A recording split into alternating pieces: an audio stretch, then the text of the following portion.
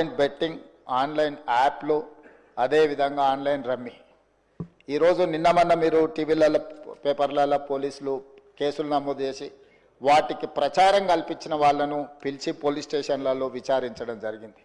వాటికి ప్రచారం కల్పించే వాళ్ళను పోలీస్ స్టేషన్లో పిలిచి వాళ్ళను విచారించడం ద్వారా ఈ సమస్యకు పరిష్కారము శాశ్వతంగా దొరకదు. వీటిని నిర్వహించే వాళ్ళు, వీటిని ప్రమోట్ చేసే వాళ్ళు, చివరికి ఈ యాప్ల ద్వారా లబ్ధి పొందుతున్న వాళ్ళను వీళ్ళందరినీ పూర్తి స్థాయిలో విచారించి కఠినమైన చర్యలు తీసుకున్నప్పుడే ఈ సమస్యకు పరిష్కారం దొరుకుతుంది అధ్యక్ష. పక్క రాష్ట్రాలు, పక్క దేశాలలో కూడా విచారణ చేయాల్సిన పరిస్థితులు ఉంటాయి.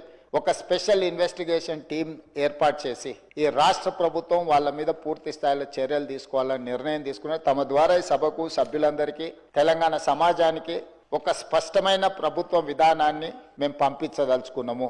ఎవరైనా ఇందులో ప్రత్యక్షంగా, పరోక్షంగా ప్రోత్సహించిన, ప్రకటనలకు సహకరించిన, నిర్వహణలో భాగస్వాములైన ఎవరిని కూడా రాష్ట్ర ప్రభుత్వం వదిలిపెట్టదు. ఈ రాష్ట్రంలో ఖచ్చితంగా ఇలాంటి సైబర్ నేరాల పట్ల కఠినంగా మేము వ్యవహరించడం జరుగుతుంది. రాష్ట్ర ప్రభుత్వం అప్రమత్తంగా ఉంటుంది, ఇలాంటి నేరగాళ్ల పట్ల కఠినంగా వ్యవహరిస్తుంది.